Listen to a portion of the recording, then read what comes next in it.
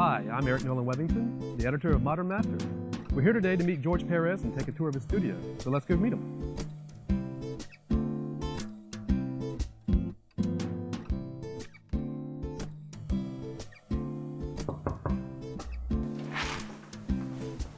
Hi, George. Hi.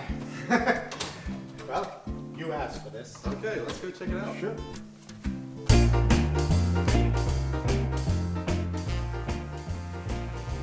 Well, here we be. Welcome to my Sanctor Sanctorum. Abandoned hope, all ye who enter here. Well, let's start up here above the door here. I notice you have a Vampirella. Who is that? Well, actually, that Vampirella is by Jose Gonzalez, who was the Vampirella artist during the 1970s. And I just happen to love his work. One of the things in the studio that I've been trying to do, and this I have to credit or blame, my color artist friend Tom Smith is trying to fill the walls just with artwork, particularly comic book artwork. Because when I went to his studio once, he was like 3 layers deep with stuff. So I had to try to make up for the fact that I worked with a rather spare studio. I had an old studio in New York when I lived there, and one young lady had come up to see my studio and was rather disappointed that there was almost no artwork on any of the walls. I mean, strictly my drawing board and my file cabinets and everything else. Right. And she just kind of felt, oh, it doesn't look like an artist studio. So of course now I have to not disappoint the people who want to see the studio, because almost any visitors we have do want to come up here. Right. And don't want, suddenly to find that Mickey Mouse isn't at Disneyland or something. But I've been collecting stuff on a whim. This is a work in progress. I haven't really put up any new things for a few months now, but the one right next to the Vampirella, that's an actual original sketch of Mulan that was done by an animator friend of mine named Ruben Procopio, who at the time worked at Disney. And I was laid up, 1998, that might have been when I was had blood clots in my leg. And he wanted to wish me well, so I got a nice piece of Mulan artwork. And below that, we have the poster that was done for the history of the DC Universe. We had this one of a kind, once in a lifetime teaming of so many different creators. Some of them, well, of course, have since passed away. We have Bob Kane and Kurt Swan and Gil Kane. And it was just a nice jam piece that did very well for the book itself. And next to that is a Legion of Superheroes character sheet, which actually were done as individual drawings. I believe it was for a Legion digest, but they took their artwork and had this sheet made. And I've seen this sheet in several different languages. So obviously it went out internationally. So. It was just rather cool, and of course that's the Legion as they looked at the time. They've gone through numerous changes since then. And one of the things about the Legion is that, well, it was one of my favorite comics when I was a kid, but ironically, one of the few teen books I have never drawn. I've drawn covers, but I've never drawn the Legion of Superheroes. And that does seem like something that somewhere along my still burgeoning career, I may have to rectify that oversight. Well, you mentioned Tom Smith earlier. I see he makes an appearance on your door as well in the corner there. You modeled him as one of the characters in Crimson Plague. Yeah, actually, in the case of Crimson Plague was a series, a creator-owned series, which unfortunately only lasted 2 issues, wherein every single character was a real person. I modeled after a real person. In fact, right there. This was done as the cover for an ash can, which of course was also the cover of the first edition of the first issue of Crimson Plague, and Dina Simmons was my star, and was the basic instigator of the notion of doing real people. I mean, I found this beautiful young woman who happened to be a fan of my Wonder Woman book. I found I had a lot of beautiful fans of Wonder Woman. And I found out after I left the series, which was, I would have probably still been on it had I known. But she asked me to sign her comics at a convention in North Carolina, and I just thought she was breathtaking. And I knew she had something special when I saw other people, including pros, taking her photograph. So eventually we had become friends, and I had asked her through her fiance if she'd be interested in being a comic book character, and the floodgates open. And I mean, I try to find different things to fill up. Trading cards. I couldn't put the entire Saxon Violence trading cards. That's what just chose a couple here and there. Are those just your favorite images that they used, or ones that were on top of the stack? Or? No, some of them were the favorite. Particularly, you'll notice almost none of them are Ernie. They're all J.J. Sachs. And I love that Joe Jusko Vampirella, and they had trading cards from Jurassic Park when I worked with Gil Kane, and some of the trading cards, of course, that Marvel had done. And one of the things which I still get a kick out of, even though I consider that my Omar Sharif days, is the idea that I myself was a trading card. That's like a sports figure, George Perez, and it said there, writer, artist, colorist, and editor. Basically, I only colored one cover, but, but I suddenly became a colorist. That's it. But I look at that and say, good Lord, look at that, all that black hair. Those were days. And I mean, and a lot of little things that are just, you know, a nice memory. A jam piece I did with Dan Jurgens and Nick Cardy. Yeah, so and, you know, three generations of Titans on.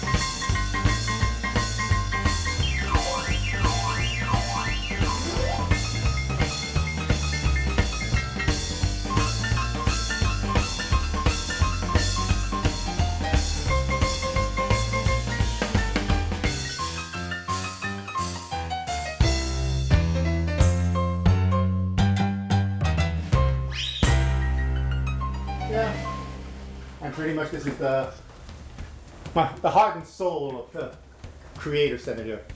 Oh, and of course here, I guess is the place where dreams are made of. Right now I'm working on a cup, actually this is a double pager for Witchblade's 10th anniversary. Can you believe it? Witchblade's been around. Yeah, it's hard to say. So I'm doing this with Jim McLaughlin. The plot was by Ron Mars, and he came up with an idea of doing a collage that would show every incarnation of Witchblade that is known, and some that aren't, some that are being designed specifically for this. And I had to come up with an idea of how to lay this out,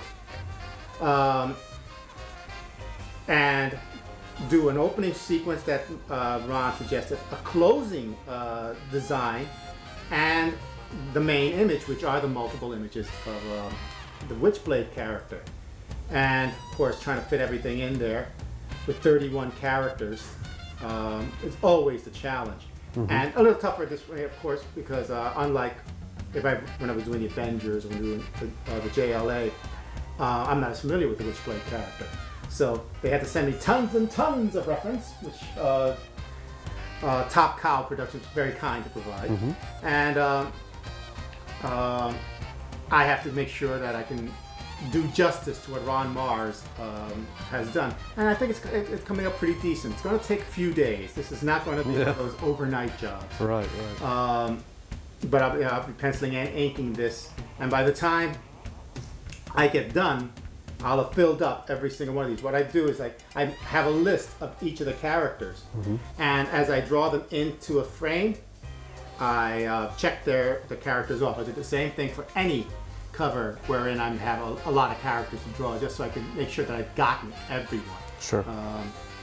That last check is not only gratifying but difficult, because by that point that character is about this big and to be able to fit them in.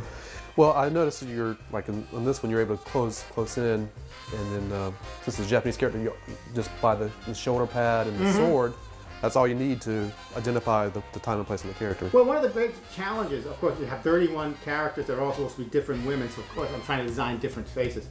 And because of the way I laid this out with things overlapping, doing real tight close-up, particularly if I have an identifiable piece of clothing that I could also show, or in her case, a Japanese face, as long as I draw a proper Japanese face. I have the freedom to vary the types of angles. There'll be some characters probably are going to be drawn as small figures, Sure. just to balance them out. It's just that if I draw only faces, it's boring. If I draw only medium shots, it's boring. So I have to find a way of diversifying the way I draw each of the figures and making it exciting, at least for me, if not, and as hopefully as well for the reader. And unlike a lot of pages that I draw, this has no real storytelling. It's a standalone graphic that shows everything from a historical perspective. There is an actual progression in the action that goes on here, which is why I have to design all these pictures breaking as if shattered from a panel here, and the shards float into the center of the image. But then they're all starting to converge down here, and as I'm doing that, I'm starting to change them into the tendrils of the Witchblade.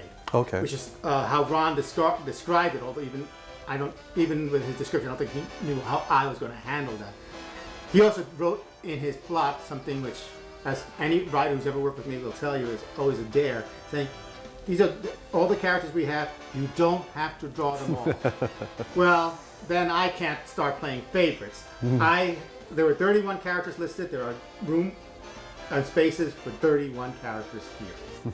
So like I said, no, you can't do that. It's like when JLA Avengers, when Kurt asked me which members of the JLA and the Avengers I wanted to draw in the book, it had to be every one of them. I wasn't going to skip someone. Even the most obscure character is a favorite to someone. In fact, that someone might be into Looney Bin for all I know. But it's something that I like to do. And of course, when they knew that I was going to be involved with this one was written with me in mind. I don't even know if the rest of the plot has been written on the book yet. They did this specifically to give me something to do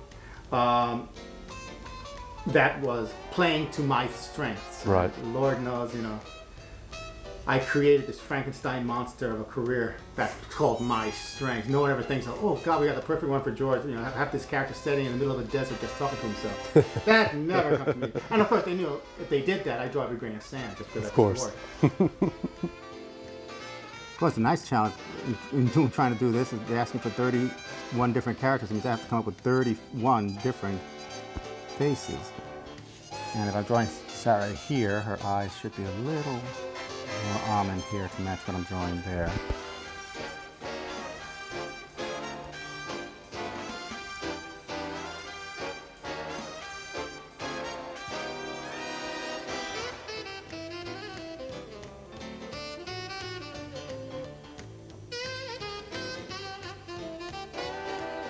And her eyebrows should be slightly here.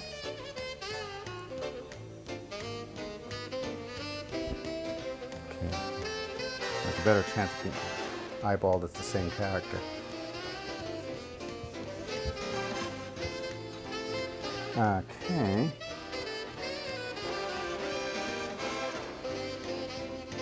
After drawing Wonder Woman for so many years, I guess now I've developed a reputation of drawing nice looking women without them looking a little too cheesecakey. In fact, one of the things on the plot, this is simply one more note. Obviously, a lot of Witchblade costumes and guises are pretty sexy, and that's fine, but we don't want the imagery to feel overly prurient.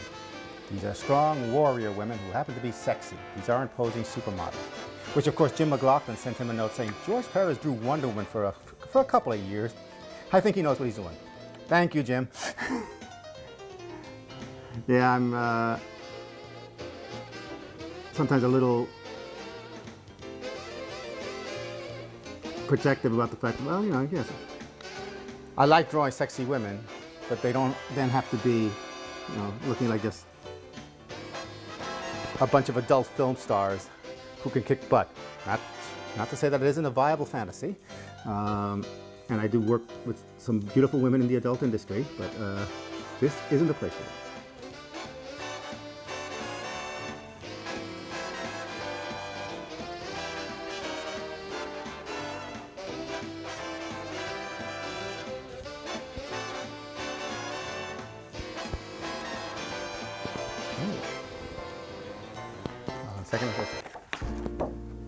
This is an old trick taught to me by Archie Goodwin to make sure that the eyes are even. If they look right in the mirror image, then the eyes are fairly even though people aren't perfectly symmetrical. It stops you from making crooked faces. I used to draw a lot of crooked faces when I started out. You hold any of my work up to the mirror, which means awful. You've had a lot of time on your hands. You'll note that the eyes don't quite line up. Ears are higher. One ear is higher than the other.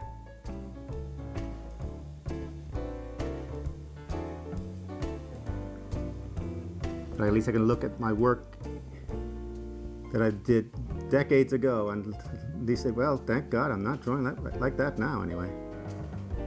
If I was still drawing that way, I probably wouldn't be getting any more work. I was very lucky. I guess they were really hungry for talent in those days, and anyone who was willing to do a team book.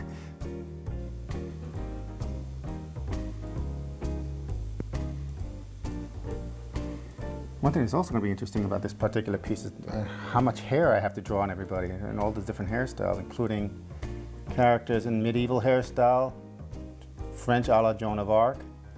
Be curious to see if the people who I'm referencing have referenced it themselves. Grecian, my Wonder Woman days, that'll come in handy.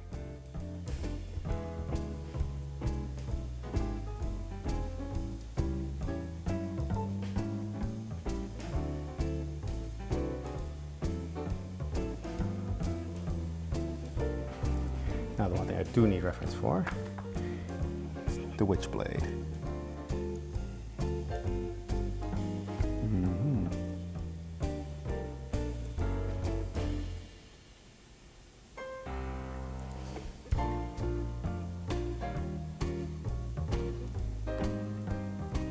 The person thinks, sometimes the person I'm following, I'm using references, does a very loose style where the ink line is not quite as clear as I'd like it to be. It makes it a little more difficult trying to follow the reference. But in this case, not quite as bad as it would be if I had to constantly redraw the character in different angles, because one problem in trying to do a monthly title for any artist is sometimes keeping the costume consistent panel after panel, understanding how your design is going to look like in 3D, that if you design it one way, then what's it going to look like when you have to change the angle? So you have to try to really design your costumes in all sides. Sure makes drawing a lot easier. And when I did characters designs, I'm known for doing intricate character designs, but I also have to, figure out how it would work in real space. And thankfully, my wife, since Carol is a seamstress, she reminds me of when I'm going astray when it comes to stuff like that.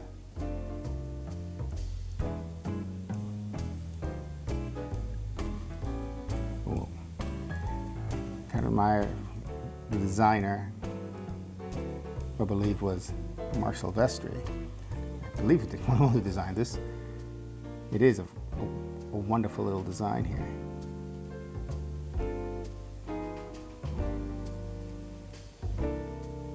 And I'm not saying that just so we can get the rights cleared.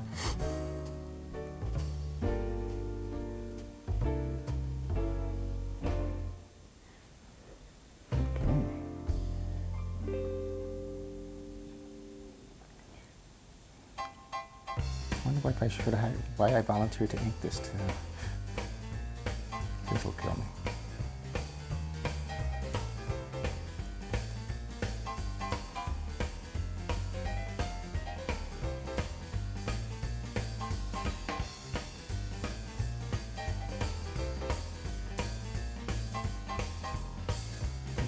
Nostrils don't match.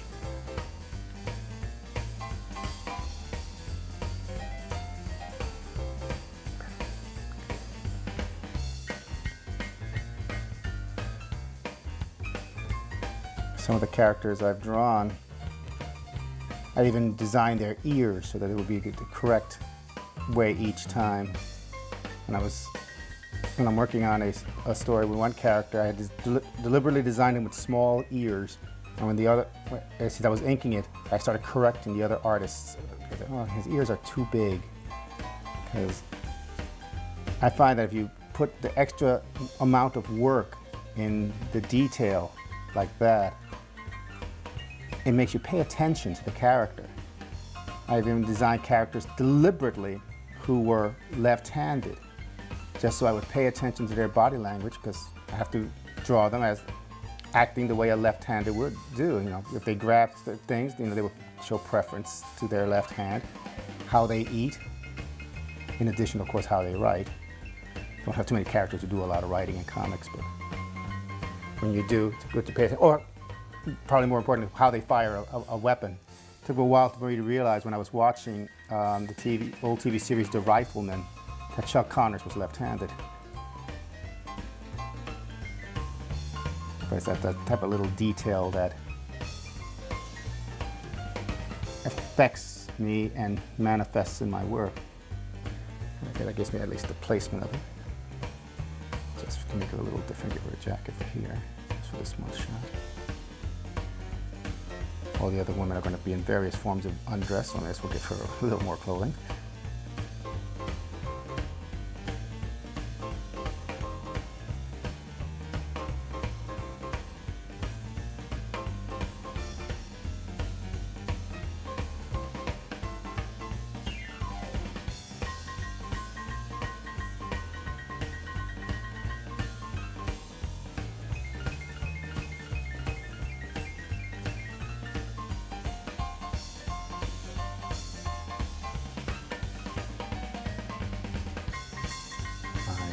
Alphonse Mucha inspirations I'm drawing here.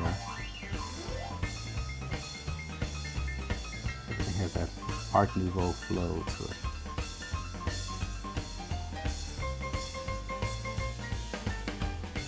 Nobody has a bad hair day at comics, unlike the creators.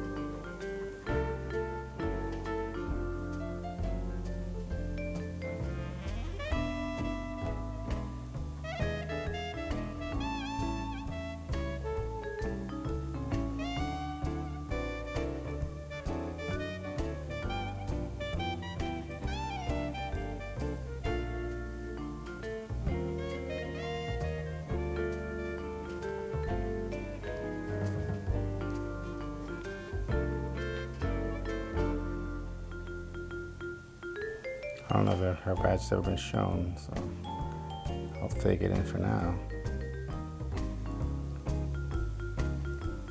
I've seen enough of this was NYPD blue.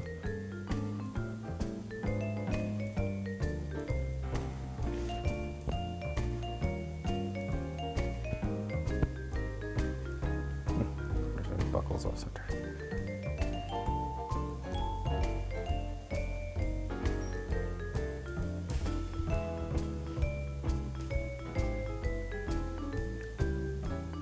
What's even more chilling, the fact that I sometimes talk out loud like this when I'm working alone.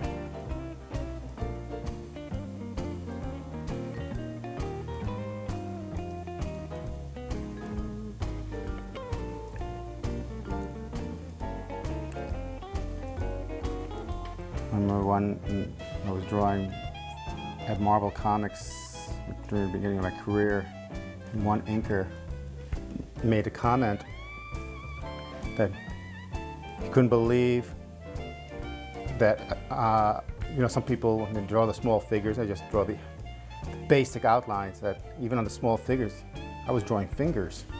on the tiny figures. Of course, as I got a thinner pencil, I started adding fingernails even to the small characters. I think the curse was when I started using a 0.03 lead instead of a 0.05. I think it's 0.3, whatever the heck. It's much thinner than the average pencils. Artist Joe Sinnott actually called me up and I said, "What type of pencil are you using?" Like now, anytime I try using a normal pencil, or at least the more common, the 0.5, I feel like I'm drawing with a crayon. It just isn't fine enough for me. I can't get the little details like the pupils in the eyes, and sometimes just a little extra sheen on the lips. Okay, that's at least that one character placed in. Hey, we're here at the Orlando MegaCon 2005. My name is Jim McLaughlin. I'm the president of ACTOR, A Commitment to Our Roots. We're here at the ACTOR booth doing some good work, raising a lot of funding for the charity this weekend. ACTOR stands for A Commitment to Our Roots. It's a charitable organization, and in fact, the only charitable organization that's dedicated to helping old-time comic professionals, the guys who might have worked in the 1930s, 40s, 50s, 60s. Back in those days, everything was strictly work for hire. There was no such thing as creator ownership. There were no royalties paid, so people merely worked for a page rate. Writers would often get only a penny a word. Artists might get $5 a page. And these are the guys who really created the comic book business. They created the entire industry that now thousands and thousands of people work in. And a lot of these people, because pay wasn't very good in the old days, maybe just because of advanced age, they might be in financial trouble, sometimes they have health problems, and they might not have any money to pay for an operation they need, or sometimes simple necessities of life. So we started an organization, ACTOR, A Commitment to Our Roots, that's dedicated to helping these people. We've been around for almost 5 years. We've been able to dispense almost $100,000 in aid to people so far. In some cases, we've actually paid for operations to save people's lives. In some cases, we've simply paid the utility bills for people so they can keep the heat on during the winter. And again, these people we're helping are really the forefathers of the comic industry. George Perez is a great guy, and George is on the board of directors for ACTOR. We actually have two boards. There's the fundraising committee and the disbursement committee. George is on the disbursement committee end. He's actually one of the guys who votes on who ACTOR is helping out and in what amount. He's also an absolutely tireless worker. The guy comes to a convention and he's a force of nature. I've seen him come to our booth and sit down for 8 hours in a row and do drawings for people for donations, sign autographs to raise money for the cause. Every now and then he'll actually ask somebody very politely if they can grab him a hot dog and a Diet Pepsi so he can stay there at the table and keep working. George has been personally responsible for, to this point, probably about $25,000 worth of fundraising for ACTOR. So a lot of the good work we've been able to do is directly attributable to George Perez. That's Katarina. Now I gotta look for Medieval Witchblade number 2. Tales of the Witchblade. This is where the fun, Medieval. Medieval Spawn and Witchblade, so I'm assuming that's her. That's the fun part, when they start sending me all these references. Ooh, some good artists in here though. Is that medieval? Don't. They sure weren't wearing much clothing in medieval times. I love it. Okay, now, so that's Katarina. So see if they can call her by name.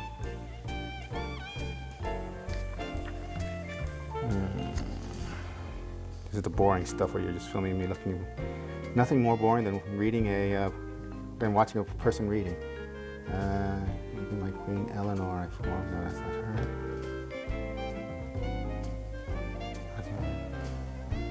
It is Eleanor, so that's not her.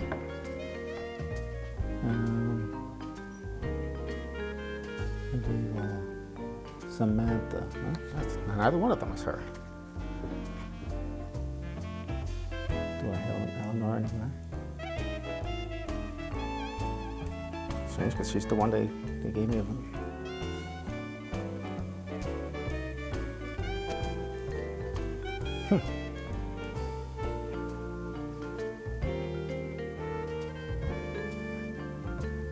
Alrighty, that's going to be interesting considering she's not called Katarina.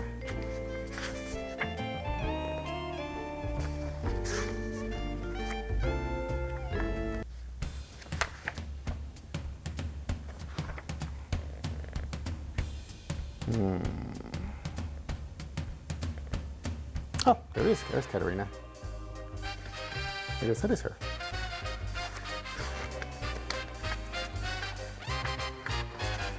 All right.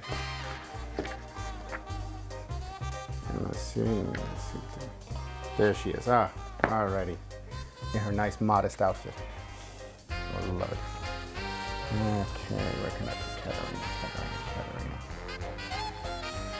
Make this shot a little larger.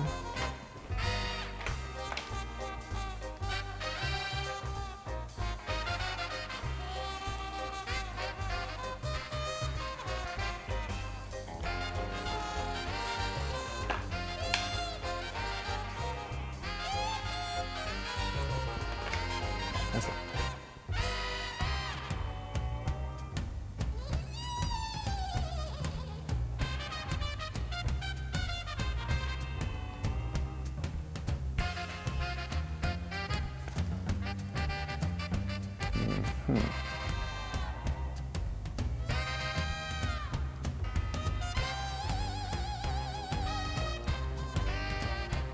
Sure, Brandon. Brandon puts as much work into design of metal and armor as I do. I love it.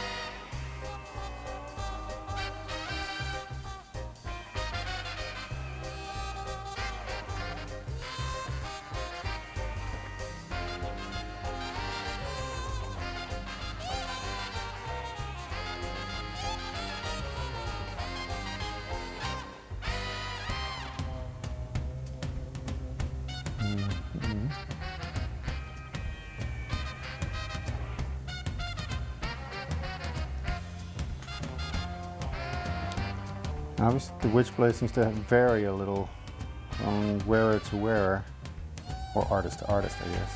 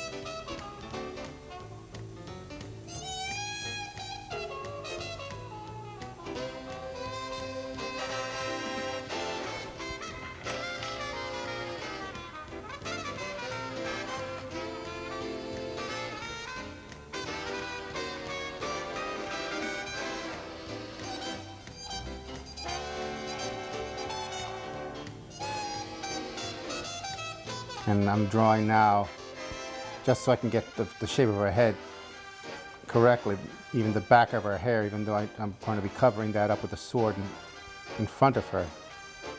But I find that it's easier, like what I did here when I originally drew her entire head, then got rid of part of it when I knew where the border was going to be.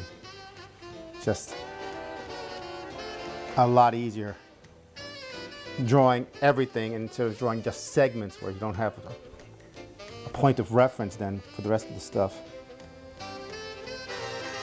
I've seen people, and it's happened to me too, who have what I call overlap amnesia, wherein the bodies that they draw, once they have to be overlapped by something else, like something's in the foreground, let's say a character's body's falling, and there's like a barrel in between them, in the foreground, that if you were to put the part of the body that you can see on one side of the barrel and the part that's on the other side of the barrel, they don't connect anymore. The overlap, not only overlap, they cut them in half, and they obviously did not draw the entire body before drawing the foreground piece. So sometimes you can lose track of how the body's supposed to be connected, how far the waist will be, and I realize that you have the chest now many, many inches away from the waist than it should be, or kneecaps that are suddenly way, way, way low on the leg. So that's something I always have to try to be careful, so I tend to do a lot of erasing by drawing in stuff that I know is not going to be in the finished drawing. I did that once in an action sequence where I had characters fighting in a warehouse, and it was a multi-planed area with stairs and different levels and different depths. So I drew the entire warehouse, then started erasing the bits and pieces of it as I started drawing the characters in, as I knew where they were going to be. But this way I also knew how they were going to be standing and what size they were going to be in relationship to each other. But it takes obviously a lot longer when you have to basically keep drawing stuff that you know is never going to be in the final version of the picture. It's like when you're putting a building together, nobody sees the steel beams. But that's the only thing that keeps the building supported and gives everything, in the case of a drawing, a sense of place. I think I'll anger her a little more.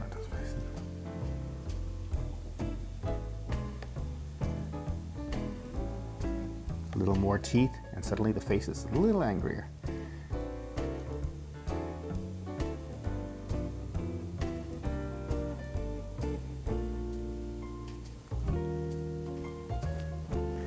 Always amazed how nice dark lipstick even the poorest women have in comics.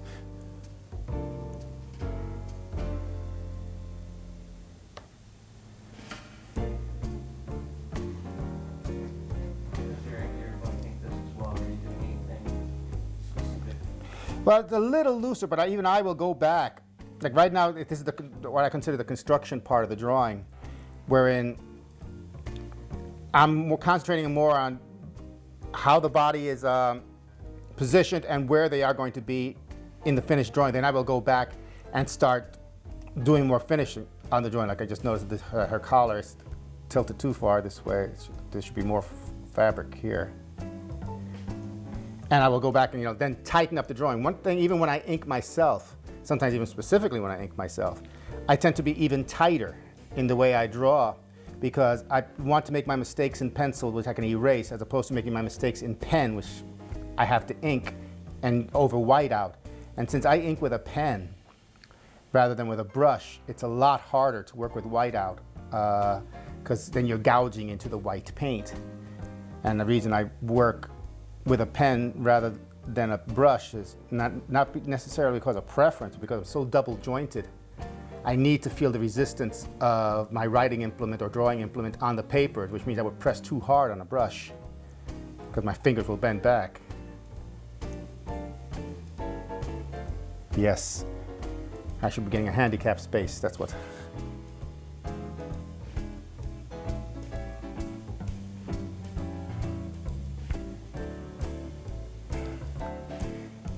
And now, what I mentioned about, she actually looks like a friend of mine. After a while, when you know enough people, you start noticing you're taking different traits from people you've either worked with or met.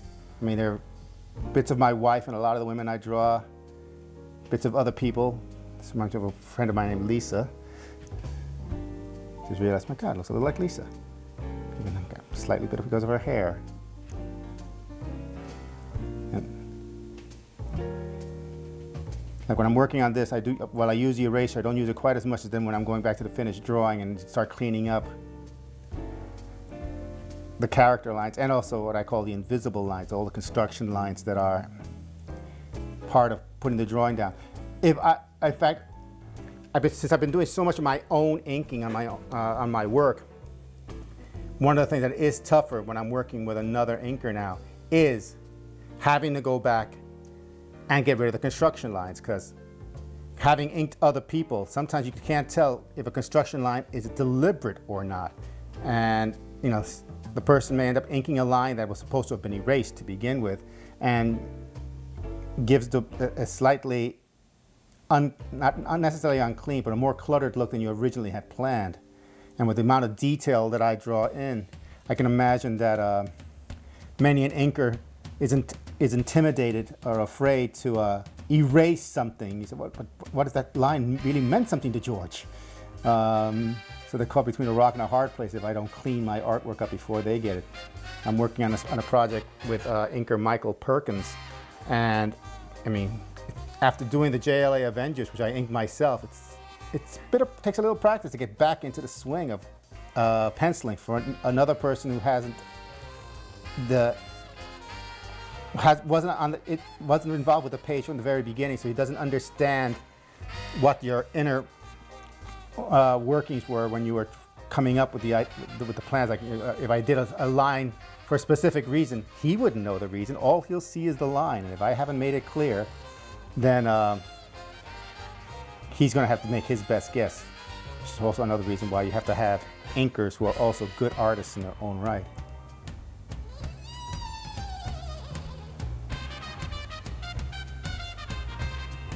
That's why I used to thank Joe Sinnott when I was first starting, because he sure made me look good.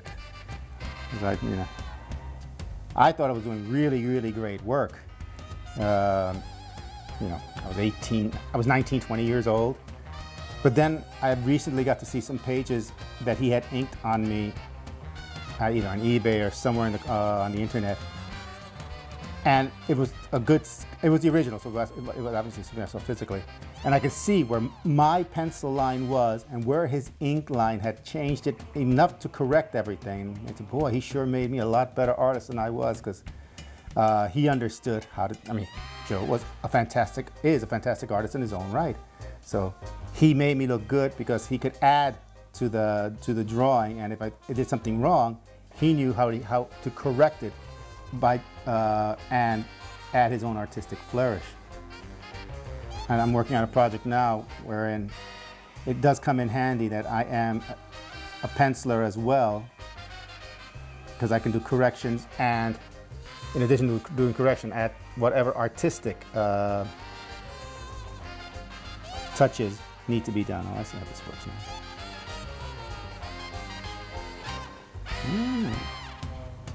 Oh, that Brandon comes up with some very clever ideas. Sometimes makes me look like a very, very simple artist.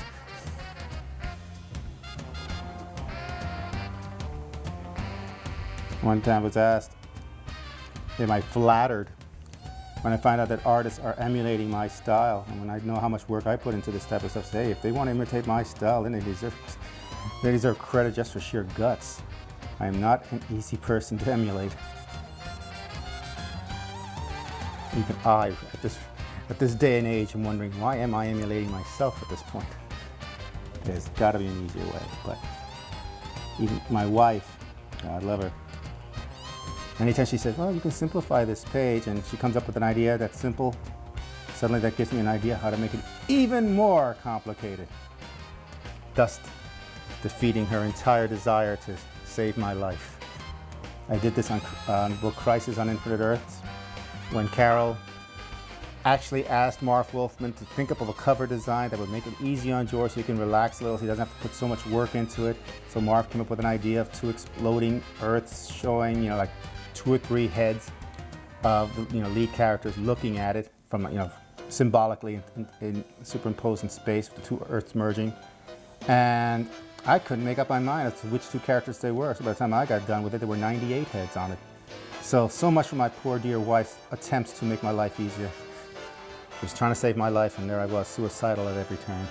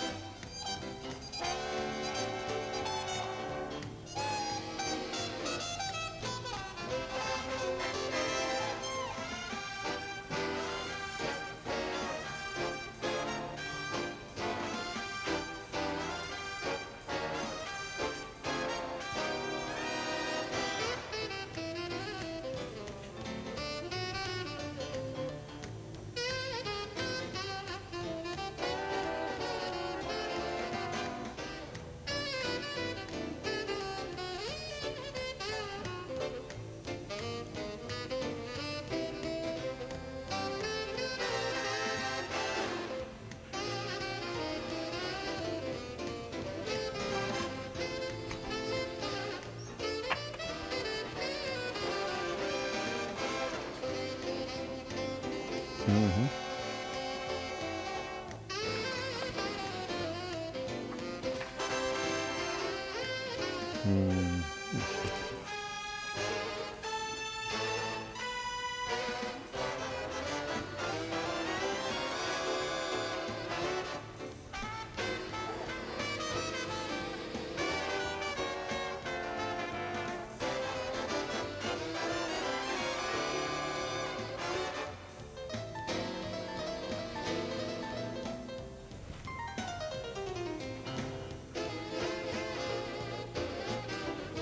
And thus goes the back of her head.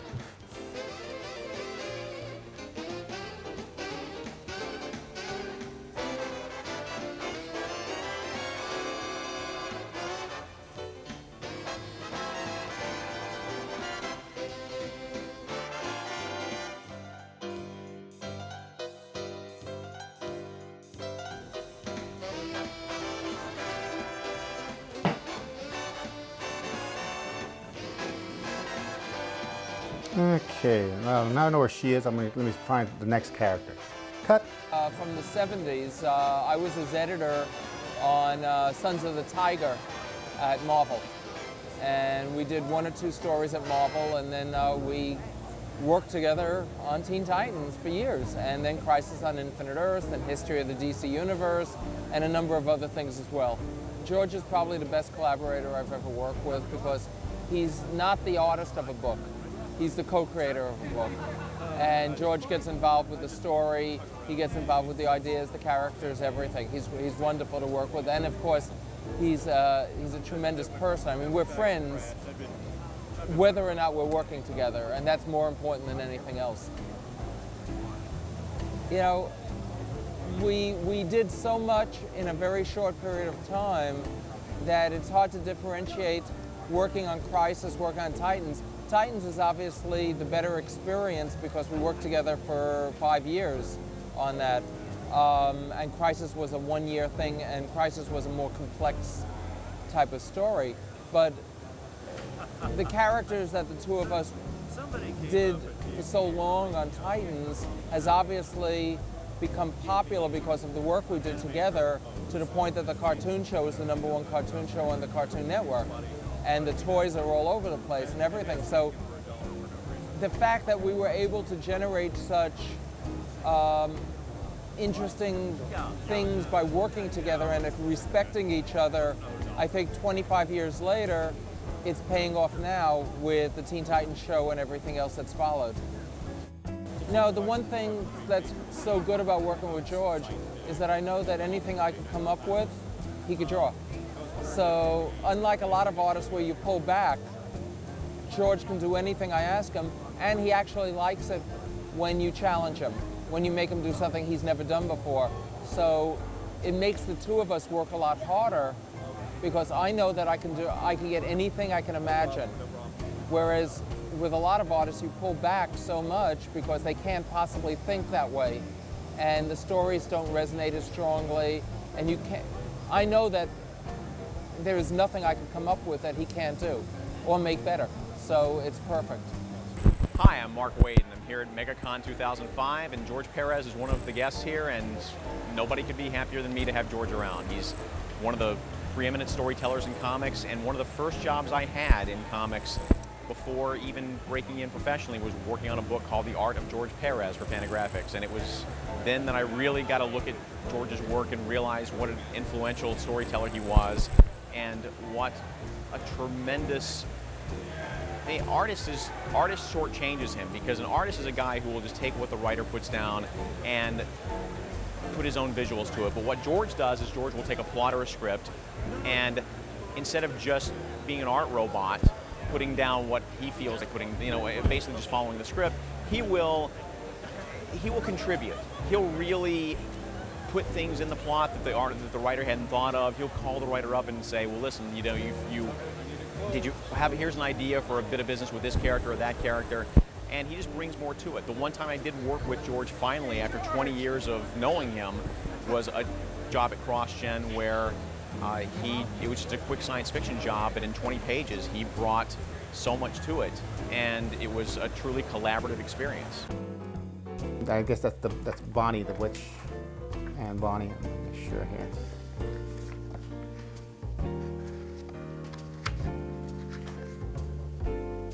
Pirate Witchblade. Oh, I love when they give me a reference, a person who draws them strictly from the back side. That's gonna be a great help for the costume. I'm making the assumption that that must be she.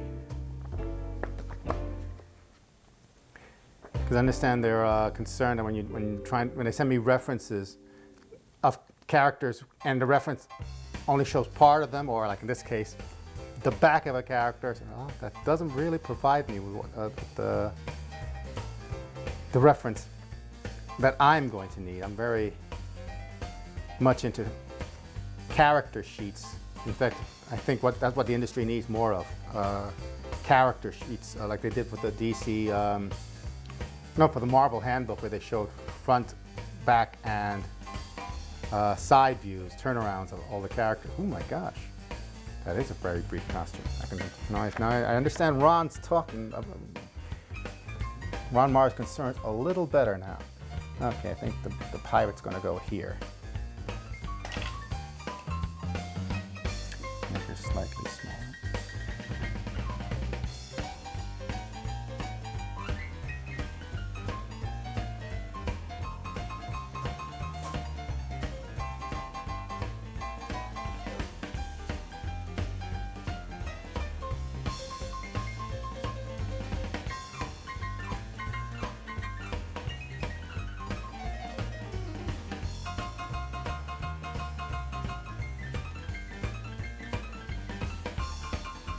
I'll look for the full references.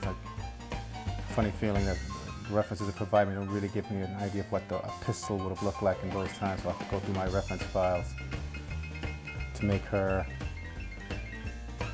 a little more accurate.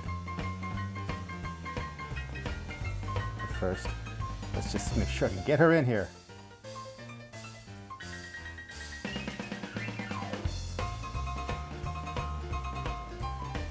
Let's notice something here. Only because it adds a little more and just indication for when I actually ink and get the final references. Just to give a little sense of place here is to draw a cityscape behind Sarah Pazzini, since she is supposed to be a police officer, I believe a New York police officer. I'll double check and make sure I'm wrong. Either way, just to show this is still a George Perez piece, it's got to be background somewhere, so it'll be here. I'll add something there.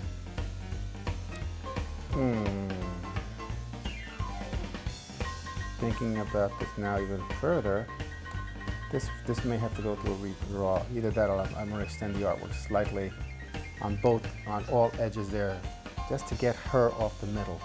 Unless page 26, 27 is the center of the book, I'll double check before I get to the inking part of this. I'd hate to have her face folded in right smack in the middle there, because this is the middle of the page. I'll have to deal with that. Somebody always gets caught in the middle. I just realized that it was so convenient because that allows me to make sure that her body is evenly lined up, that I forgot that that's also going to be a problem if the book is not a page count that would allow that to be the center of the book. I'll have to call Jim McLaughlin on that. In fact.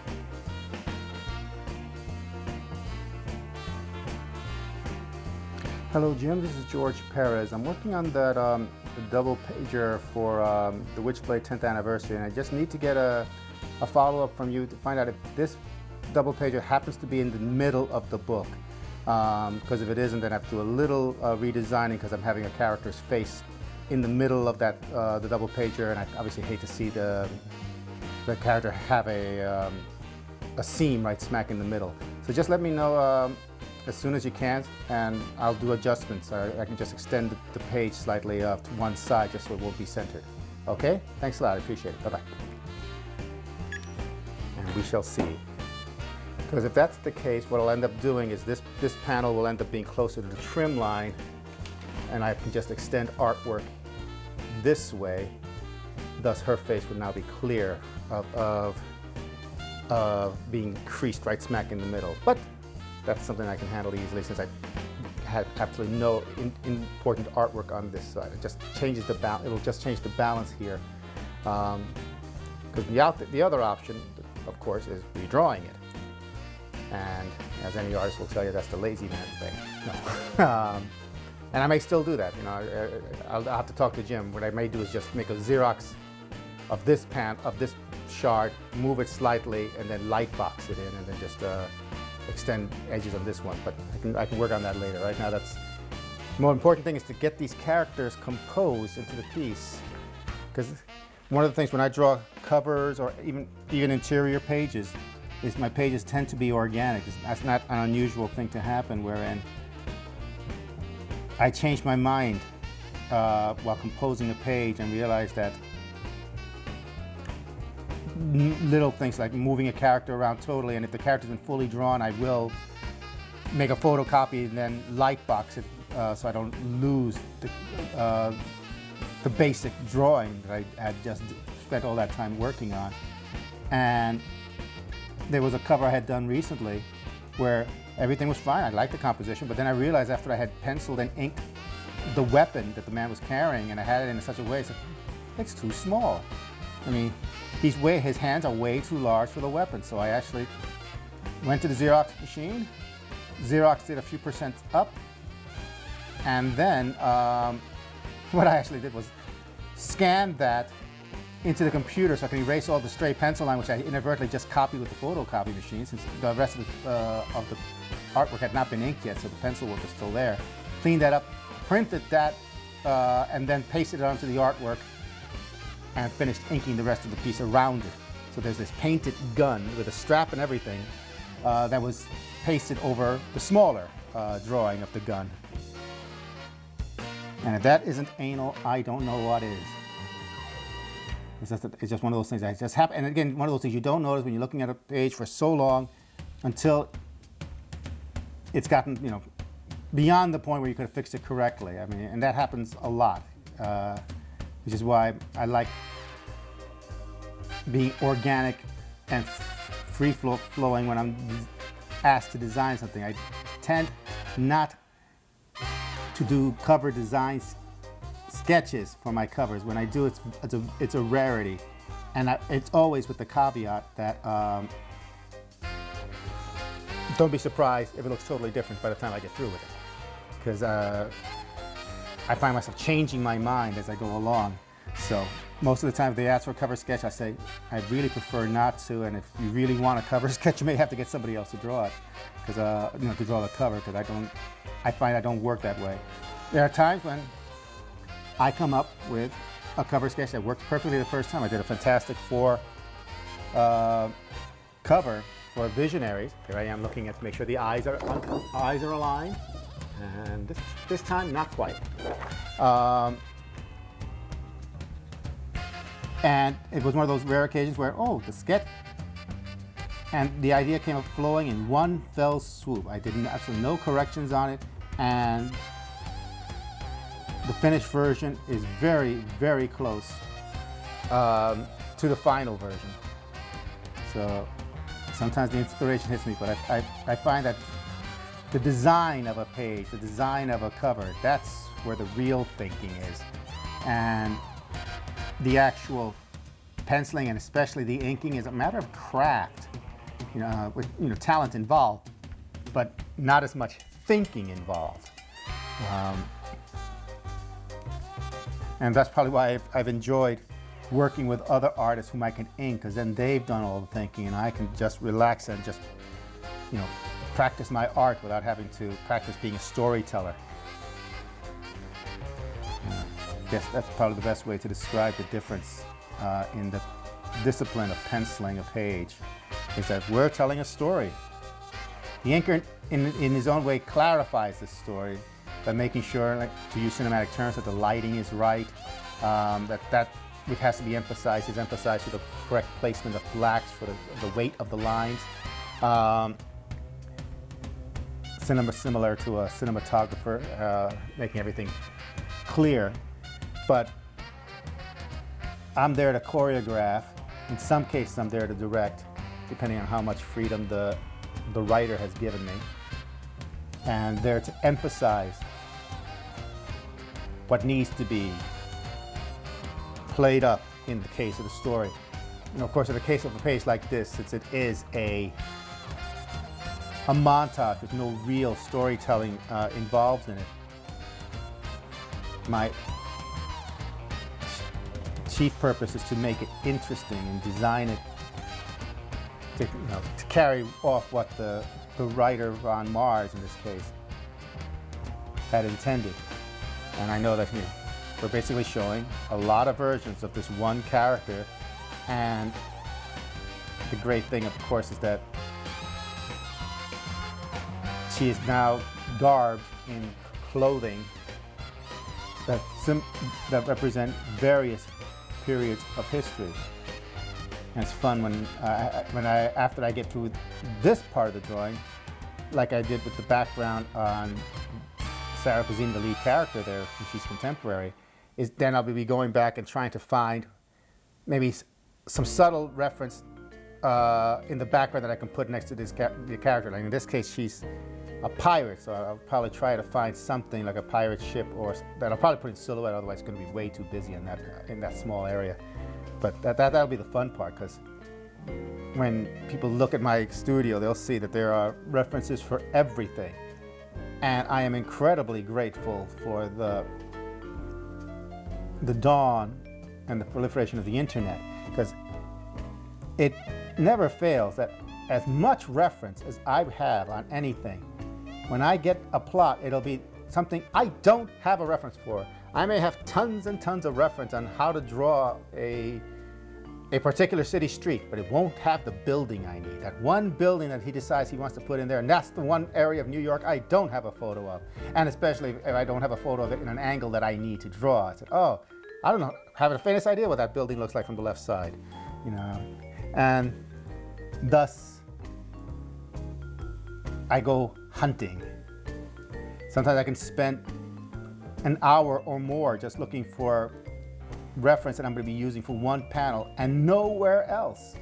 It's not gonna, that it's not going to appear again. It's not going to be a regular feature. And if it is going to be a regular feature, then of course increase the amount of time it's going to take me to find reference.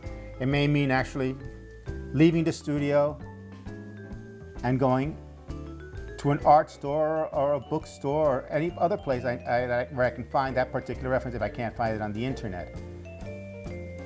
And of course, that takes away from the actual drawing time. So, ever since I started using references much more regularly in my work, after I started doing Logan's Run, the adaptation of the movie, gosh, nearly 30 years ago now, I just got hooked with the idea that if I'm going to draw something, it should bear a resemblance to the thing I'm drawing. You know, I've been just as guilty as anyone of drawing, you know, a bird as opposed to a real bird of some species. When I was drawing Changeling, there was, of course, you know, comic fans come in all shapes and sizes. When I was drawing Changeling and the Teen Titans, there was this person who just happened to be real bird fanatic. So she sent me tons and tons of visual references of different species of birds and reminded me, as if I needed reminding, I knew it, it was a visual shorthand, that birds can't hover. You know, you don't have the bird, with the exception of a hummingbird, they don't stay suspended in the air flying. So the idea of the character being able to speak while in one position above a person's head is not what a bird can do, which I thank them for. I also did happen to relate back, well, Kid Flash is a super speedster who's also talking at normal speed and everyone's able to talk to him. He should have been clear out of town before he got that first word out. So yes, we certainly understand that there are certain comic conventions that, yeah, we kind of fudge a bit. Yeah, you have Superman, if he picked up a building, it would fall down because the entire foundation would have been jeopardized there. And if you actually caught a person who was falling 100 feet or more down to where he was, well, that probably would have cracked every bone in his body the second that character landed in his arms. So, yeah.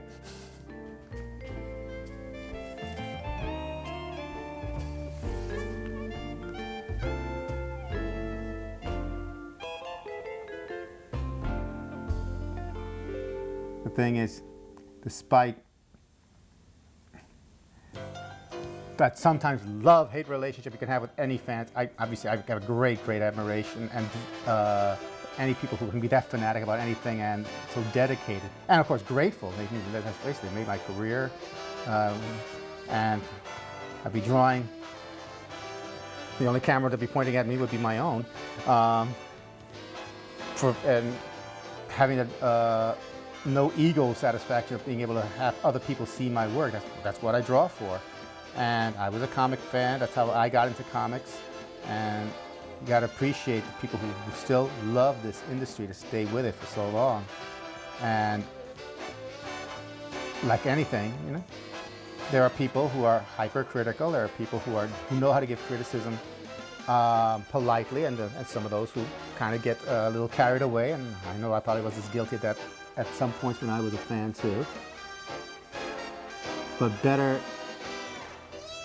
to have people who are dedicated to their hobby than those who are just only partially interested and will not, you know, stay with you through thick and thin. You know, we need not only the new fans, but of course we can never take for granted those who are there through thick and thin. They gotta really love it, particularly at the prices we have to charge these days.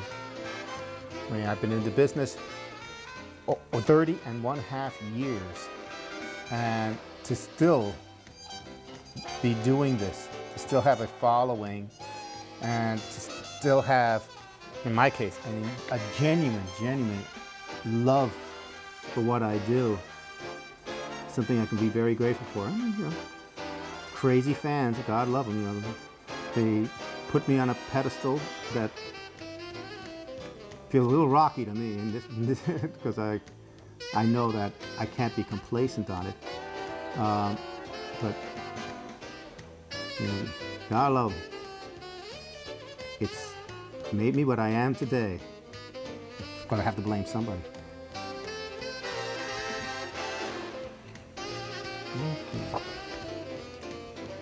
Okay, now I know where she's gonna be. I'm gonna have to work on finding a gun before I put her at that cabin.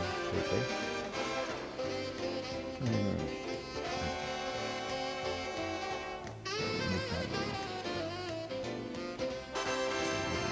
Movement. Just static otherwise. That's one of the great things when you draw things that are free-flowing, especially capes. Even though anyone who's seen the movie The Incredibles has to agree with Edna Mode that capes are totally impractical for action characters. But boy, do they make a great visual. You can do a lot of stuff with them because you can make a character have movement while standing totally still. You can play with it in fanciful ways, and you make it suit the artwork. Obviously Batman's cape is as long as it needs to be for any particular scene.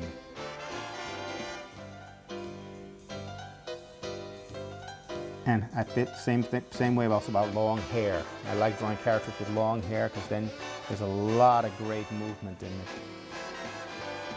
It also could be just sheer wish fulfillment on my part after waving goodbye to my waves some many years ago now. Okay, now we know where she's going to be. And again, I have to check them off. Hard to believe, I got 31 characters, that's only 3. Hi, we're here at MegaCon 2005 in Orlando, Florida, and I'm here with Ron Mars, writer of Silver Surfer, Green Lantern, several titles for CrossGen, and now Witchblade. So let's talk with Ron here. Ron, how did you get started in comics?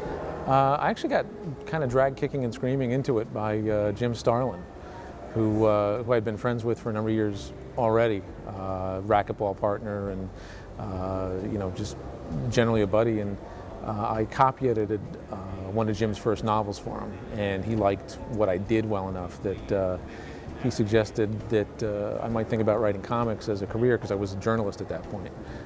So I'd always been a writer, but had never really given serious consideration to writing comics. And Jim opened the door for me at Marvel, and they were kind enough to let me stick around for a while. And 15 years later, I'm still doing it. Now, what about the transition in from journalism into comics? I mean, how did you adapt? Well, it was really good training, in fact, for comics, in that journalism is about taking a set amount of information and fitting it into a certain space. You've got 15 inches to fill on the front page or whatever it happens to be. You learn to write on deadline, and you learn to fit your information into that space. Comics, especially monthly comics, aren't that different in that you've got that amount of story that you have to get into 22 pages, and you have to produce it on a regular basis because time waits for no man. You're always chasing the deadline. I think journalism training helped me kind of treat it more like a job. Well, how about when you're in journalism, you're writing for your editor, but with comics, you got to work with your artist. How did you make that transition as far as knowing what to supply with the artist? Well, I got a lot of help from Starlin initially. We wrote our first couple of jobs together. I mean, he really held my hand and showed me the ropes, and I think it helped a lot that Jim is an artist as well. So he impressed upon me the importance of writing visually, of as he said, making sure that each panel was a frozen moment in time. I think I have a fairly visual mind as well, which helps. I mean, you have to be able to think of these stories in pictures, or you really can't do this job. And I know that a lot of artists, complain about the scripts that they get in terms of the writers not giving them visual stories to draw. A lot of times they get a story that's a lot of talking heads, and they want to draw, the Silver Surfer beating up Galactus. They don't want to draw 15 pages of conversation. Right. So, were you familiar with George by the time got into comics, or did you kind of discover him after you got into writing comics? No, well, when I was a kid, I was a big fan of the Avengers and the X-Men. And I didn't read a lot of comics as a kid. I generally read more, sort of war comics or Conan comics. To me, the best comic in the world always had the army fighting dinosaurs. But the superhero stuff I did read, Avengers was my favorite book. And George is actually the first artist that I recognized as an individual artist. He was the first guy whose stuff that I could pick up and recognize without looking at the credits box. Just because at that point, in the 70s, George was doing stuff that nobody else was doing. The level of detail, the level of technique in the pages was really different than what anybody else was doing. So I read Avengers when he was drawing it, and eventually found Teen Titans a few years later on when he was drawing it, which was truthfully the first DC book I had ever picked up, or DC superhero book. So, in a lot of ways, for me to actually end up working with George years later was just, the biggest kick to me, because I can still remember me as a 9 or 10-year-old kid or whatever I was, thinking, man, look at this guy. He's doing the coolest stuff out there. So, you first worked with George at CrossGen, is that right? Yeah, I did a couple of issues of CrossGen Chronicles with George. One was based on the title Scion, and the other one was based on the title Mystic. Scion was the first one that came out. It was the first time I had worked with George. So, to me, that was just a huge thrill to be able to collaborate on something. And I mean, he really brought everything to the page. I felt like I was getting the prime George Perez stuff for those issues. And I learned, I learned that George is not really like any other artist out there, or like very few artists out there, in terms of what he puts on the page. Right, and those weren't superhero comics, those were fantasy, science fiction-ish kind of comics. Yeah, they're more adventure, sort of swashbuckling kind of books, which George hasn't really drawn that much of. So that was another real treat to be able to see him stretch himself a little bit. Right. Did you, when you were writing those, did you kind of change what you would normally do in order to accommodate his style? Well, I try to write toward the style of whatever artist I'm working with. If there's something that they particularly want to draw, or don't want to draw, or a particular style that they work in, I think that's one of the writer's responsibilities, is to provide the artist with something that they're going to, be excited to draw every day.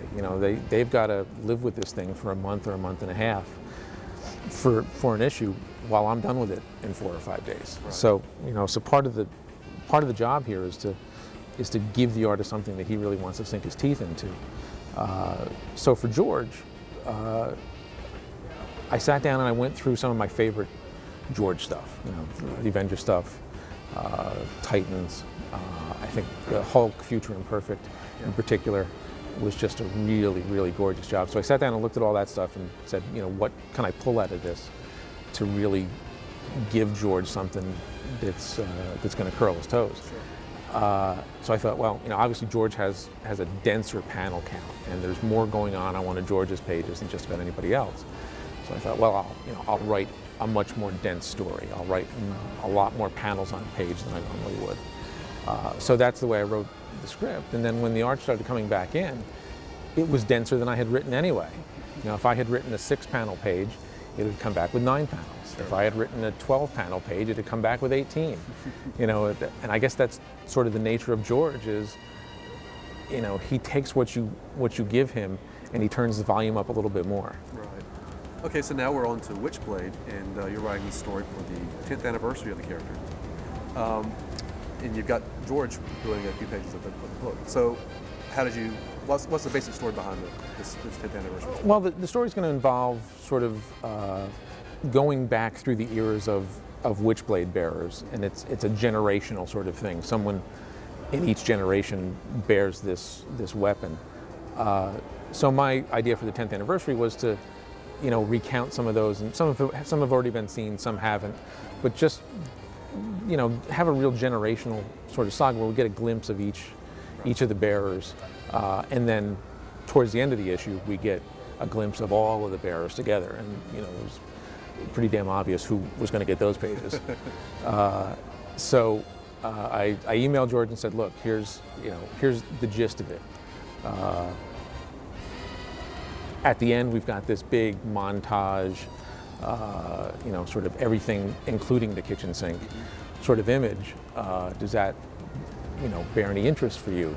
Nudge, nudge, wink, wink. George says, oh, you know, that sounds awful challenging. But I love a challenge, so send it on. So, you know, I got into the pages and just, you know, I had learned through the Crush-In Chronicle stuff that really writing a really, really specific script for George is kind of a waste of your time and his, because he's going to add so much more to it that giving him a real general sense of what's going on and then just turning him loose is a lot more effective. So with these pages, that's what I did. I gave him everything that was supposed to be in there and then just said, do your thing. Okay. I believe you said there was 31 characters that are incarnations of this Witchblade character. There might be. I didn't go back and count because I would feel bad giving any other artist that assignment. Sure. You know, so my suspicion is that if I wrote 31, it might come back with 40 on it. Now, would you say something like you don't have to draw all these characters, but you know, would you expect him to do it anyway? Well, there's the usual nudge, nudge, wink, wink that you do with George, which is, look, here are all the characters, and you know, here's the notion. Now, look, I don't expect you to actually draw all of them because, you know, that's above and beyond, and it's kind of a crazy assignment. So just pick the ones you want to do. When in the back of my mind, I know damn well that George is going to draw every one of them, because that's just what he does. Yeah. Well, I think we're done here. Thank you very much for your time, Ron. Absolutely, Eric. Thanks. Appreciate it. I've only worked with George once or twice, trying desperately to avoid being too sycophantic and too much of a fanboy. I don't want to cling to him, and I don't want him to think that I'm trying to ride any of his coattails. Working with him, however, is magical. It's sort of like anyone working with someone they've idolized most of their lives. I do it with some trepidation. I do it with some humor. I try to be as much of a professional as possible. It doesn't always work, but it's great because we share a sensibility, and I'm not sure if that's because he was so, his influence was so powerful and my sensibilities were so defined by his influence, or if we just have innately similar sensibilities, but he can toss out an idea and I'm like, that's brilliant, of course. I can toss stuff back at him and he can develop it, and it becomes an incredibly easy thing to do. My favorite George Perez book. This is tricky because I have different favorite George Perez books. Probably my favorite George Perez work of all time as a whole is Crisis on Infinite Earths, because I just think it's unparalleled in the sort of book it is, what it accomplishes, and how well it accomplishes it. It's just amazing. I think my favorite just book that I read for pure joy is Wonder Woman, because the way he redefined that character, it sounds really dramatic and probably overblown and hyperbolic, but it helped define me as a person, and it became a driving force. Like, I believe I have my career in many ways because not only of his work, but his work on Wonder Woman specifically, and my desire to work on that book. I actually think George's best drawing was in the Infinity Gauntlet, which I remember seeing the pencils, and it was some of the most amazing figure work, drawing, like solid penciling I'd ever seen. So I definitely have different favorite George Perez works. But so it's a hard question to answer, but there are definitely three that I like for different reasons. If I could ever come close to any of those three, then I know, you know, I did the man justice. Ah.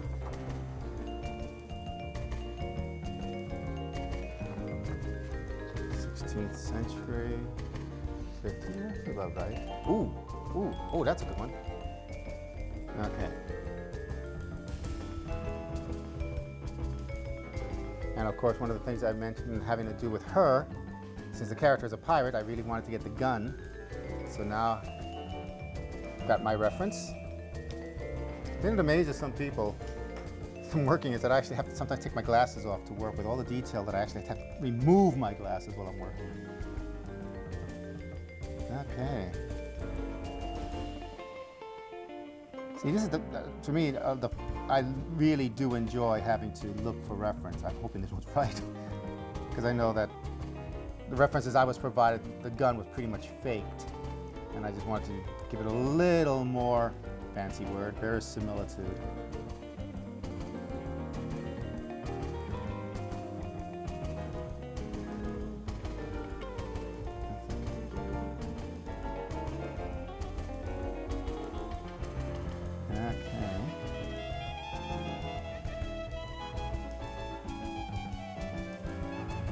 One of the great things about drawing this type, I don't have to worry about where the panel ends. If it doesn't work, I extend the panel. Okay, flint lock here. Hold a second. So I've matched my own angle here.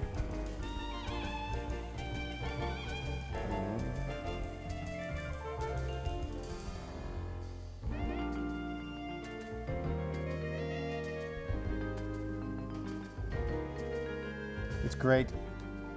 Wherever I go, there's always some kind of visual reference I can go hunting for. I mean, when we go to New York, yes, let's visit a museum. I can find a lot of stuff I can use for reference. Since Europe is so full of history, every time we go to Europe, in England particularly, go to museums like the British Museum of Natural History, the Victoria Albert. Reference galore. In fact, we have to have our books shipped because otherwise it outweighs our luggage. My wife and I both have a great love for arts, and since she's also a seamstress, she gets a lot of book on fashions, which comes in quite handy. And books like this, I'm glad that some of it looks like it's been researched, but I know that I'll have to be going back and adding a few little historical flourishes.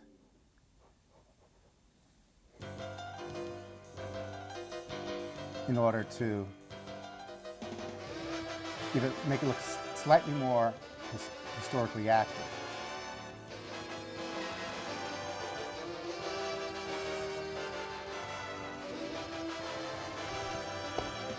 And I got the basic shape of the gun.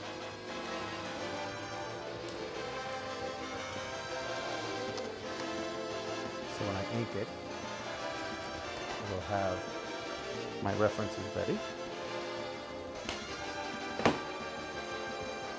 No such thing as a barren floor in a studio.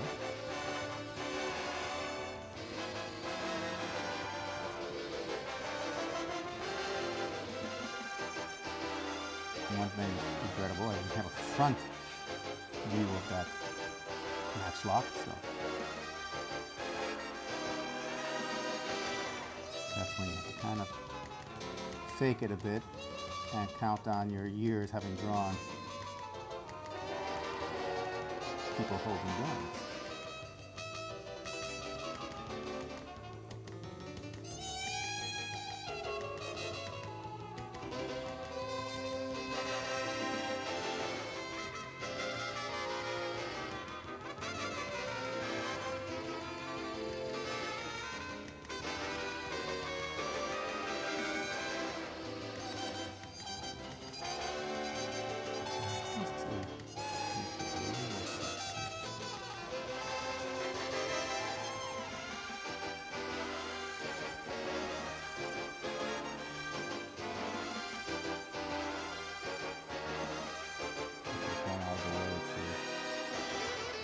Crop top.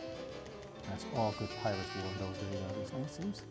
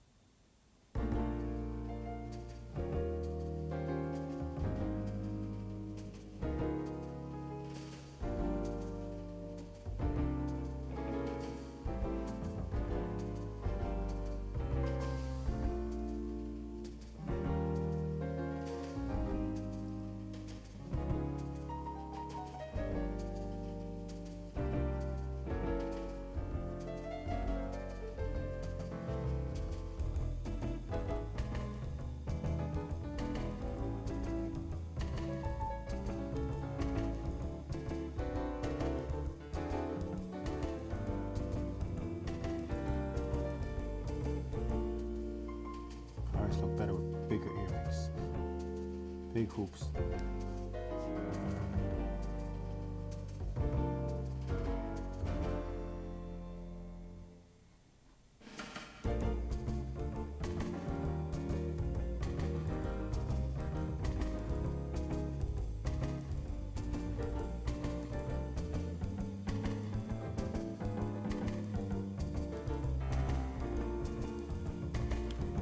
Okay, work from there. George has influenced me in ways that I can't describe.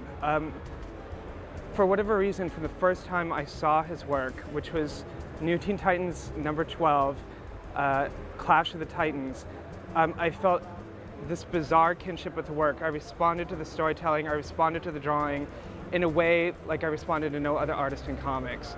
And immediately it began to influence the artwork that I was making and the comic books I was drawing in a way that that remains to this day. The way George created characters, the way he used body language, the way he created backgrounds, the way he told stories, all touched me in sort of in a deep way, and that influence carried over into my professional career, into my college career, and into even my non-comics work, including work I've done in museums, on television, etc. It's safe to say that without George Perez, I wouldn't have a career, and I hope that he knows that the way he works and his impact on me has led me to sort of to formulate. Let me try that again.